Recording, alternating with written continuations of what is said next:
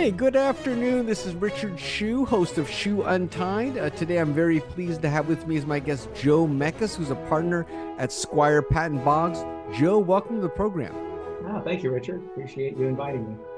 So, Joe, you have one of the more unusual backgrounds. I've interviewed a lot of big law partners, but you looks like you served in the military for quite a number of years. And maybe just tell me. Let's start by maybe just telling me what made you want to serve in the military to begin with, and especially at such a young age.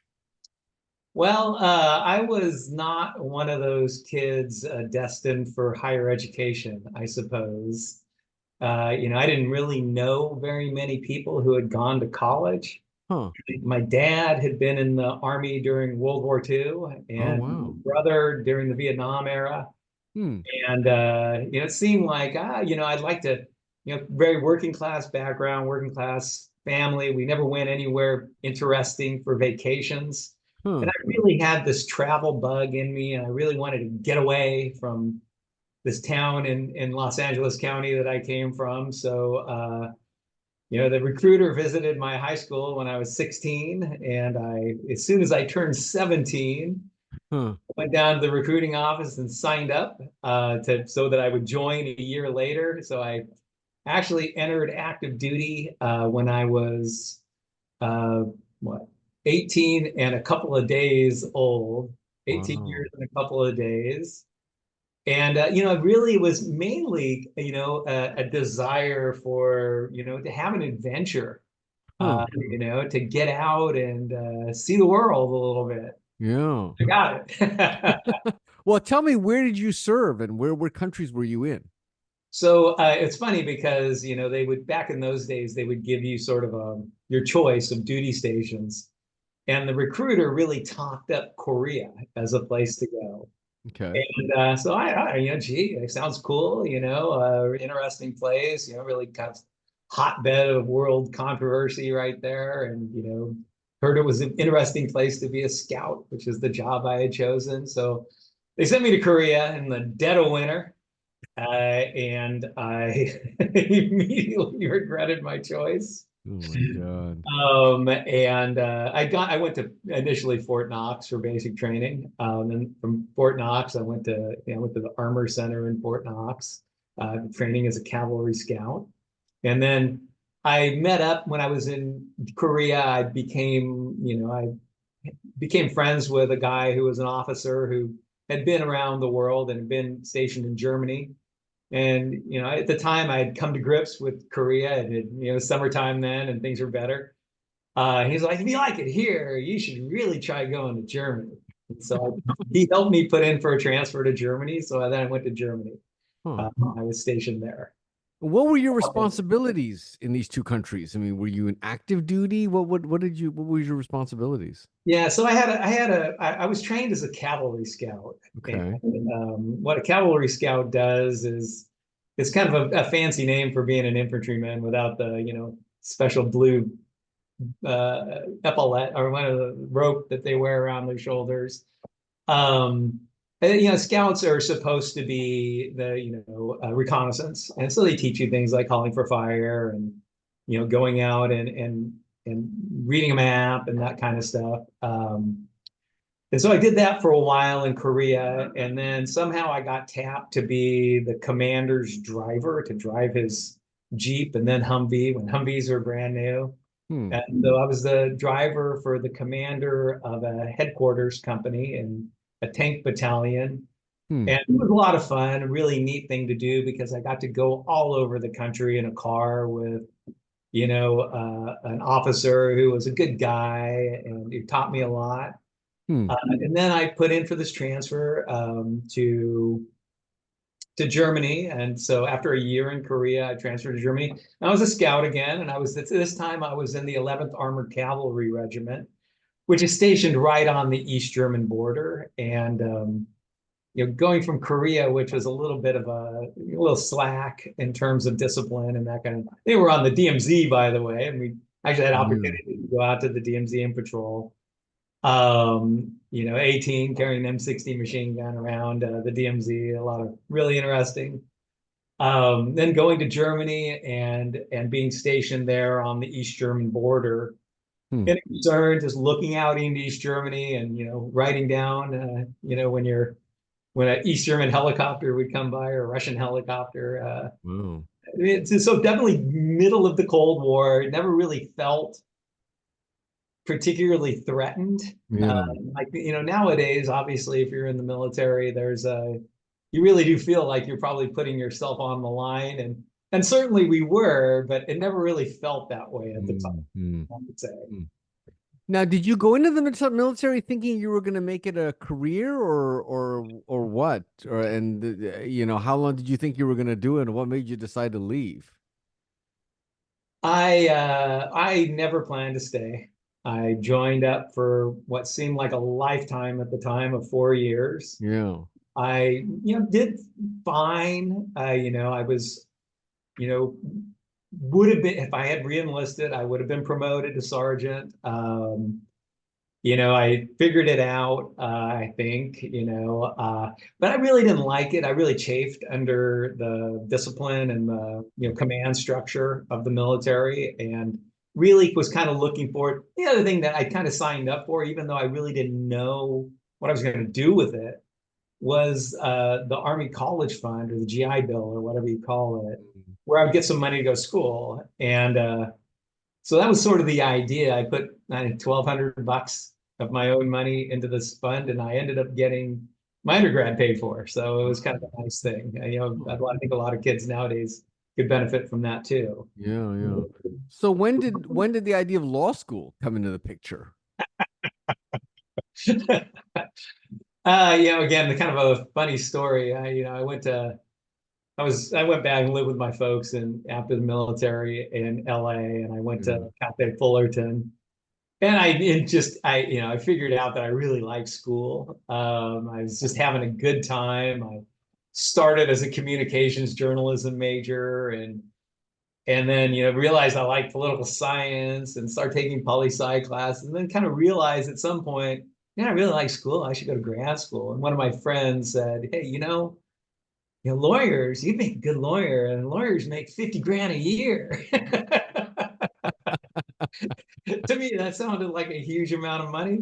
Yeah. And I like, wow, and he helped me study for the LSAT. The LSAT, if I wanted to go the following year, I needed to take the LSAT in like a week or 2 weeks or something. Huh, So I huh. went and signed up for the LSAT, still thinking, I don't know. I don't know if I want to go to law school. And then, Golden Gate University gave me a almost free ride. It's Wow. part of their back then they had this kind of, I think I kind of considered it a bit of a scam where they would give people a free ride to come on for the first year, and then they would lose their scholarship because they didn't do well enough. And then I ended up doing very well in law school, and getting a full free ride and Huh. a job at Graham and James back in the day. And Yeah. it was kind of like not really planned. It's like I think Huh. I think I put out somewhere my motto is, I think I have to forget which poet said it or which writer, but if you don't know where you're going, any path will get you there. Well, when did you figure out you wanted to be a litigator? Did you look at other areas of law, thought about being a transactional lawyer or anything like that? It's so many things. It's like so many of the doctors I talk to. So what presents itself as an opportunity, right? Yeah. I think I was just lucky that that was the opportunity that was presented to me, and Huh. I kind of my aptitude was for that. Huh. And Huh. I advise on IP issues, and I do some deals for clients occasionally. Yeah, I would never do, a M&A deal or something. Yeah. I Yeah. can do deals, and that's fine. But I think litigation, just from day one, it's, so adrenaline. There's so much adrenaline, that's, you're not just paranoid. There really is somebody out to get you, right? And that keeps you going, and it keeps you interested. It keeps things interesting. Huh. Occasionally I say to myself, gee, what kind of world is this where you're constantly worried about what the other side's going to do? And on the other hand, sometimes wonder, why if I didn't have that, what would I be doing? What Yeah. would be my Yeah. motivation? So Huh. Interesting. Well, how would you describe your litigation practice? I mean, you do a mix of different things. Tell me a little bit about what kind of litigation practice you have now. It's pretty broad. Mostly an IP litigation attorney. I do quite a bit, probably more copyright cases than anyone else in the firm. That runs the gamut from, interesting cases where there are real questions of copyrightability and infringement, and interesting damages issues to, people just misusing IP on their websites, some photo or some music or something. And then also, trade secret cases,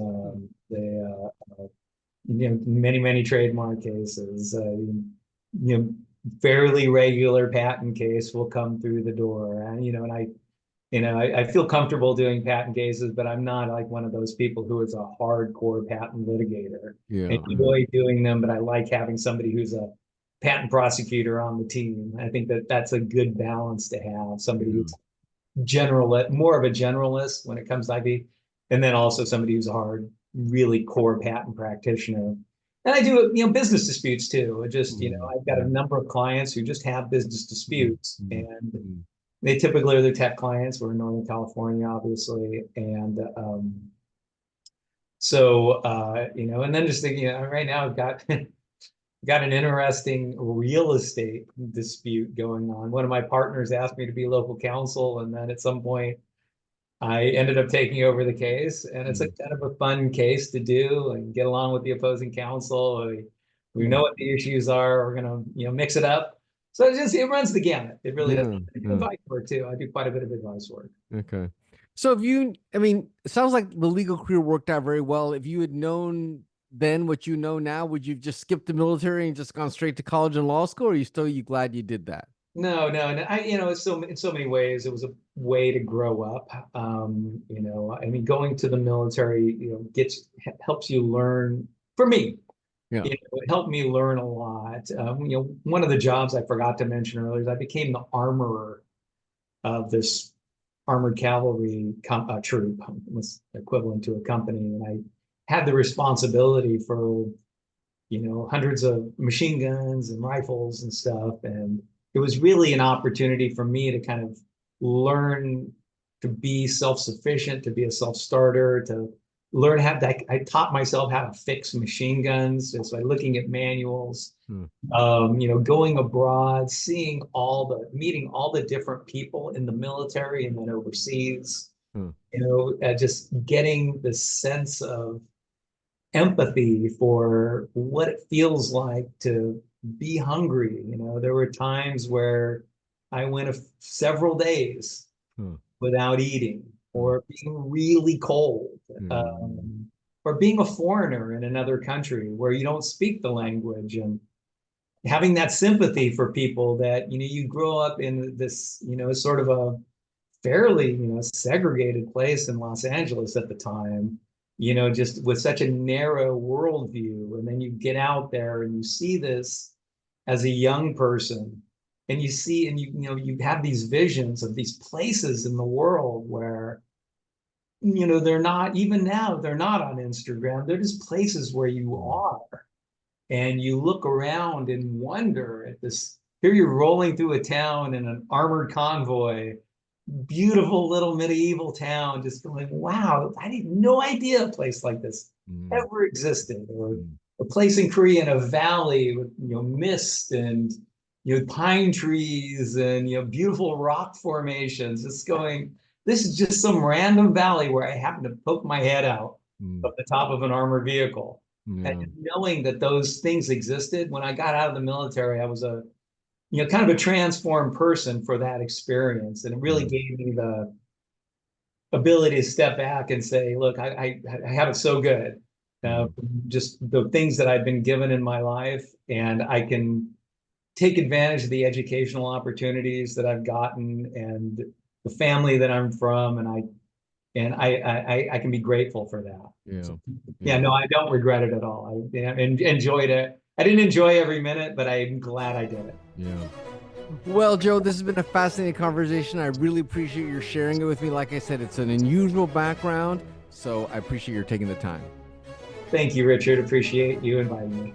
This is Richard Hsu and Joe Meckes. Thanks.